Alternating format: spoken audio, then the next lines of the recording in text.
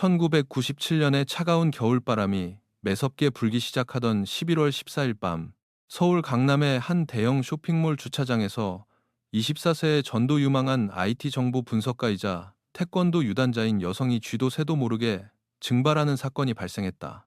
이 실종 사건을 시작으로 경찰의 대대적인 수사가 진행되며 끔찍한 진실이 조금씩 수면 위로 드러났고, 그 이면에 숨겨진 충격적인 전말은 당시 대한민국 사회 전체를 경악하게 만들었다.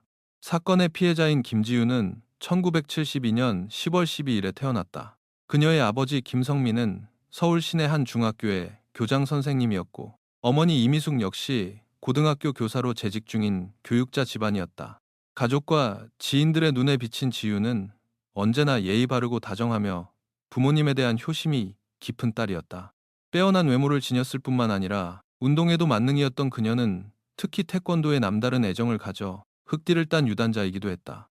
무도에 능했지만 학업 성적 역시 우수했던 그녀는 고등학교를 최우수 성적으로 졸업한 뒤 미국으로 유학을 떠나 캘리포니아의 한 주립대학교에서 IT 공학을 전공했다. 졸업 후 그녀는 능력을 인정받아 미국의 한 유명 기업에서 뛰어난 IT 정보 분석가로 활동하고 있었다. 미국 생활 중 그녀는 재미교포 출신의 훤칠하고 다정한 청년 박민호를 만났고, 두 사람은 주위의 부러움을 사며 1995년에 성대한 결혼식을 올렸다. 부부의 소득은 넉넉했고 앞으로 펼쳐질 미래는 눈부시게 밝아 보였다. 하지만 1997년 가을, 한국에 계신 아버지 김성민이 건강검진 중 희귀한 판정을 받았다는 청천벽력 같은 소식이 날아들었다. 다행히 초기에 발견되어 수술을 받으면 완치율이 높은 편이었지만 위험한 대수술이 동반되어야 했다. 이 소식을 들은 지우는 미국에서의 모든 업무를 뒤로한 채 아버지를 병간호하기 위해 10월 20일 급히 한국으로 귀국했다. 그녀의 지극정성 어린 간호 덕분이었을까, 아버지의 대수술은 성공적으로 끝났고 회복 속도도 매우 빨랐다. 병세가 눈에 띄게 호전되는 것을 지켜본 지우는 안도하며 밀린 업무를 처리하기 위해 11월 15일에 다시 미국으로 돌아가기로 결정했다. 모든 것이 순조로워 보였다. 가족들은 미국으로 떠나는 그녀를 위해 출국 전날 환송회를 열기로 했다. 그 누구도 이 따뜻한 저녁 식사가 끔찍한 비극의 서막이 될 줄은 상상조차 하지 못했다. 사건 당일인 1997년 11월 14일, 가족들과 지윤의 친한 친구 몇 명은 강남에 위치한 대형 쇼핑몰의 고급 레스토랑에 모였다. 저녁 8시경, 지윤은 어머니를 자신의 차에 태우고 쇼핑몰 주차장에 도착했다. 당시 주차장 지하 깊숙한 곳은 조명 몇 개가 고장나 유독 어둡고 인적이 드물었다. 차를 세우고 서둘러 식당으로 향하던 중 지우는 주차권을 차 안에 두고 내렸다는 사실을 깨달았다. 90년대 후반 한국의 대형 상업시설에서는 입구에서 종이 주차권을 뽑고 나갈 때 사전 무인 정산기나 출구 정산소에서 요금을 지불하는 방식이 흔했다. 지우는 어머니에게 "괜찮아요. 이따 밥 다 먹고 차에 가서 가져오면 돼요라고 말하며 발걸음을 재촉했다. 식사 자리는 화기애애했다. 오랜만에 만난 친구들과의 대화는 끊일 줄 몰랐다. 밤 10시가 되자 어머니가 피곤해하는 기색을 보였고, 지우는 어머니와 여동생 지은을 먼저 집에 데려다 준 뒤 친구들과 다시 합류하기로 했다. 새 모녀가 정산소 앞에 섰을 때 지우는 다시 한번 주차권이 차에 있다는 것을 떠올렸다. 그녀는 어머니와 동생에게 잠시 기다리라고 말한 뒤 혼자 엘리베이터를 타고 지하 주차장으로 내려갔다. 정산소에서 주차된 곳까지는 그리 먼 거리가 아니었음에도 20분이 넘도록 지우는 돌아오지 않았다. 불안해진 어머니와 동생이 삐삐의 음성 메시지를 남기고 전화를 걸어보았지만 응답이 없었다. 서둘러 주차장으로 내려간 두 사람은 그곳에 있어야 할 지윤의 차가 온데간데 없이 사라진 것을 발견했다. 지윤 역시 흔적도 없었다. 패닉에 빠진 두 사람은 즉시 식당으로 달려가 상황을 알렸고, 지윤의 휴대전화로 수십 번 전화를 걸었지만 이내 전원이 꺼져버렸다. 가족들은 다급히 보안실로 달려가 CCTV 확인을 요청했다. 규정상 자정 이후에나 열람이 가능하다며 버티던 보안 요원들은 가족들의 눈물 어린 간청에 결국 테이프를 재생했다. 화면에 나타난 장면은 충격 그 자체였다. 밤 10시 16분경 지윤이 차 안에서 주차권을 찾기 위해 허리를 숙이고 있던 찰나 어둠 속에서 나타난 낯선 남자가 그녀의 등 뒤로 달려들었다. 태권도 유단자였던 지윤은 격렬하게 저항했지만 좁은 공간에서 무기를 든 괴한의 기습적인 폭행 앞에서는 역부족이었다. 남자는 지윤의 복부와 가슴을 무자비하게 가격해 그녀를 제압한 뒤 차 안으로 밀어넣고 운전석에 올라탔다. 남자가 몰고 달아난 지윤의 차는 주차장 출구의 차단기를 그대로 부수며 맹렬한 속도로 어둠 속으로 사라졌다. 화질이 떨어지는 당시의 CCTV로는 범인의 얼굴을 명확히 식별할 수 없었다. 경찰에 납치 신고가 접수되었지만 피가 마르는 가족들은 가만히 기다릴 수만은 없었다. 그들은 뜬 눈으로 밤을 새우며 서울 시내 곳곳을 미친 듯이 찾아 헤맸다. 이틀이 지나도록 경찰과 가족 모두 이렇다 할 단서를 찾지 못하자 결국 언론에 사건을 공개하고 5천만 원이라는 거액의 현상금을 내걸었다. 연일 뉴스에 대대적으로 보도되며 전국적인 관심이 쏠렸고 경찰은 엄청난 수사 압박에 직면했다.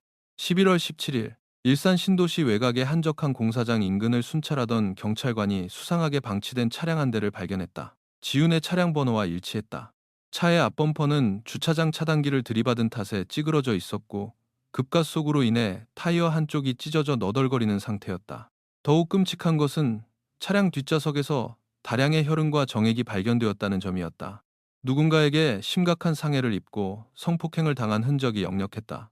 경찰은 즉시 지윤의 휴대전화 위치 추적을 시도했고 신호가 잡힌 곳에서 정재현이라는 20대 남성을 긴급 체포했다.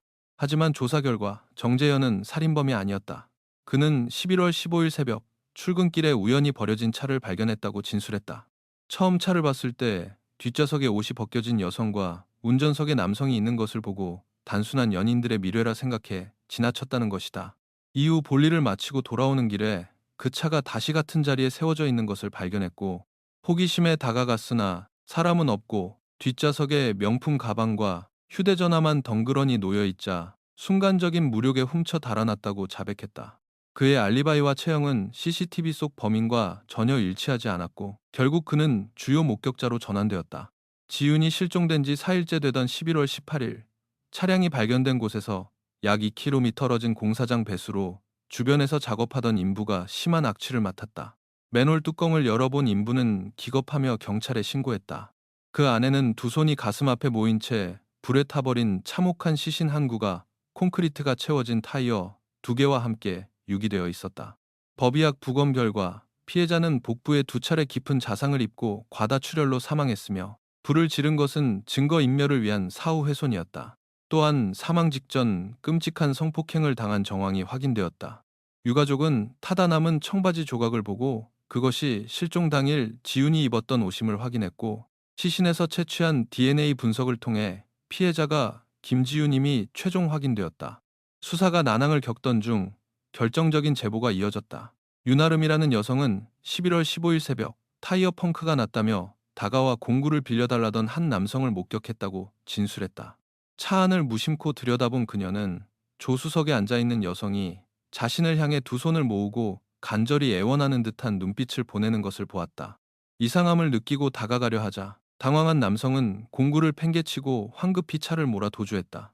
그녀는 수상한 느낌의 차량 번호를 메모해 두었고 그것은 정확히 지윤의 차 번호였다. 더욱 결정적인 증거는 오상식 형사의 수첩에 있었다. 오 형사는 11월 14일 늦은 밤 일산 외곽에서 순찰을 돌던 중 어두운 길가에 수상하게 주차된 차를 불심 검문한 적이 있었다. 운전석의 남성과 조수석의 여성을 상대로 신분증을 요구했는데 랜턴 불빛 아래서 조수석의 여성이 이상하게 두 손을 모으고 불안한 표정으로 쳐다보는 것을 목격했다. 직감적으로 위험을 느낀 오 형사가 여성에게 내리라고 지시하자 운전석의 남성은 갑자기 너희 가짜 경찰관이잖아. 강도놈들. 이라며 소리를 지르곤 문을 잠그고 엑셀을 밟았다. 오 형사가 도주를 막기 위해 타이어를 향해 권총 두 발을 발사했지만 차는 어둠 속으로 사라져버렸다. 당시 사건이 크게 보도되기 전이라 오 형사는 그 차가 납치 차량인 줄 몰랐지만 그의 손에는 검문 당시 건네받은 두 사람의 주민등록증이 그대로 쥐어져 있었다. 한 장은 김지윤, 다른 한 장은 강동철이라는 이름의 신분증이었다. 경찰은 즉각 강동철을 유력한 용의자로 지목하고 추적에 나섰다. 1965년 3월 5일생, 사건 당시 32세였던 그는 한 공항의 청소 용역업체 관리자로 일하고 있었다.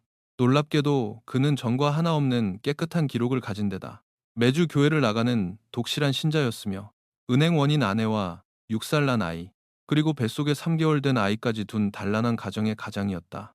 은신처를 파악한 경찰은 잠복 끝에 11월 21일 새벽 4시 집으로 숨어들던 강동철을 전격 체포했다.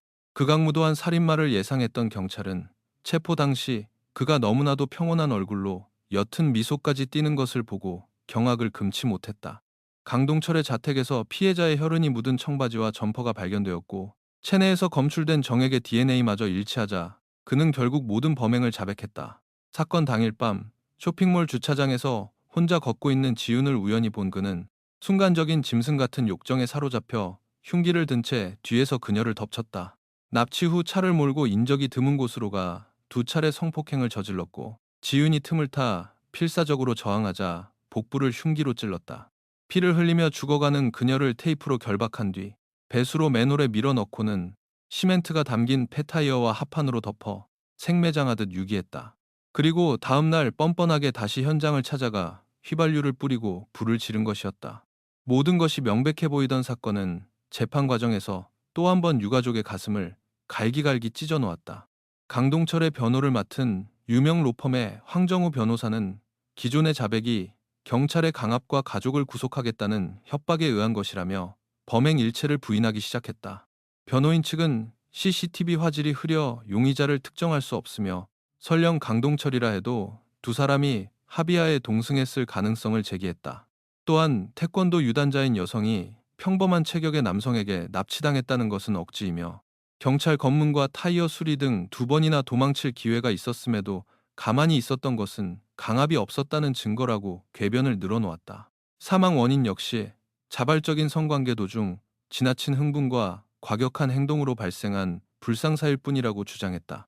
이러한 파렴치한 주장에 여론은 들끓었다. 재판에 출석한 범죄 심리학자들은 변호인의 주장을 조목조목 반박했다. 태권도 유단자라 할지라도 좁은 차 안에서 흉기를 든 괴한에게 기습을 당하면 극도의 공포와 심리적 마비 상태인 패닉에 빠지게 되며 이는 무술 실력과 무관한 생존 본능의 위축이라고 설명했다. 차 문을 열고 도망치지 못한 것 역시 옆에서 흉기를 겨누며 가족을 죽이겠다고 협박하는 상황에서는 완벽한 심리적 지배하에 놓이기 때문이라고 증언했다. 무엇보다 모든 정황과 DNA, 그리고 형사를 비롯한 결정적 목격자들의 진술이 강동철을 가리키고 있었다. 1999년 2월 20일 기나긴 법정 공방 끝에 재판부는 수많은 물적 증거와 수십 명의 목격자 진술을 토대로 강동철에게 성폭행 및 살인, 사체 훼손 등의 혐의를 모두 유죄로 인정하고 사형을 선고했다. 그는 판결에 불복해 수차례 항소했으나 2001년 대법원에서 사형이 최종 확정되었다.